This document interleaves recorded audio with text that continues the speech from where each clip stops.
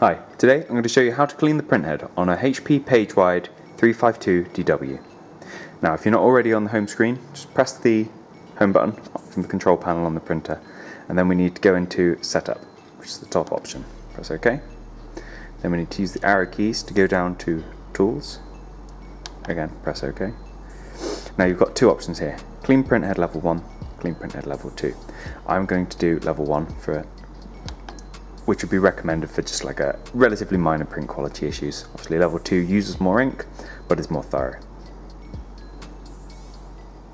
Let's press OK to continue. And again. Now this could take a while, but what your printer is basically going to do is take ink from the cartridges, push it through the printhead, and try and dislodge any ink that has dried or congealed around the printhead and may be causing issues. If, like me, you're doing level 1 and you don't notice an improvement, I can always recommend doing level 2. And even on the printhead alignment section of this printer, there's the ability to do level 3, which takes even longer. So I'm just going to wait for this to do its thing.